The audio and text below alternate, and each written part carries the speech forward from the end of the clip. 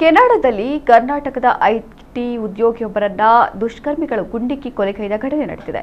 ಬೆಂಗಳೂರು ಗ್ರಾಮಾಂತರ ಜಿಲ್ಲೆಯ ನೆಲಮಂಗಲ ತಾಲೂಕಿನ ತ್ಯಾಮಗೊಂಡ್ಲು ಗ್ರಾಮದ 37 ವರ್ಷದ ಚಂದನ್ ಕುಮಾರ್ ಮೃತಪಟ್ಟವರು. ಅವರು ಕಳೆದ 6 ವರ್ಷದಿಂದ ಕೆನಡಾದಲ್ಲಿ ವಾಸವಿದ್ದರು. ವುಡ್ ಬೈನ್ ಶಾಪಿಂಗ್ ಸೆಂಟರ್ ಪಾರ್ಕಿಂಗ್ ಪ್ರದೇಶದಲ್ಲಿ ಚಂದನ್ ಕುಮಾರ್ ಮೇಲೆ ಗುಂಡಿನ ದಾಳಿ ನಡೆಸಲಾಗಿದ್ದು, ಗಾಯಗೊಂಡಿದ್ದ ಚಂದನ್ರನ್ನ ಆಸ್ಪತ್ರೆಗೆ ರವಾನಿಸಿದ್ರು. ಅಷ್ಟರಲ್ಲಿ ಅವರು ಕೊನೆಯುಸಿರೆಳೆದಿದ್ರು ಎನ್ನಲಾಗಿದೆ. ಘಟನೆ ಬಗ್ಗೆ ಪೊಲೀಸರು ತನಿಖೆ ನಡೆಸ್ತಾ ಇದ್ದು, ಆರೋಪಿಗಳಿಗೆ ಬಲೆ ಬೀಸಿದ್ದಾರೆ. ಕೊಲೆಗೆ ಕಾರಣ ತಿಳಿದು ಬಂದಿಲ್ಲ. ತ್ಯಾಮಗೊಂಡ್ಲು ನಿವಾಸಿ ನಿವೃತ್ತ ಶಿಕ್ಷಕ ನಂದಕುಮಾರ್ ಶೈಲಜಾ ದಂಪತಿಯ ಏಕೈಕ ಪುತ್ರ ಚಂದನ್ ಕುಮಾರ್.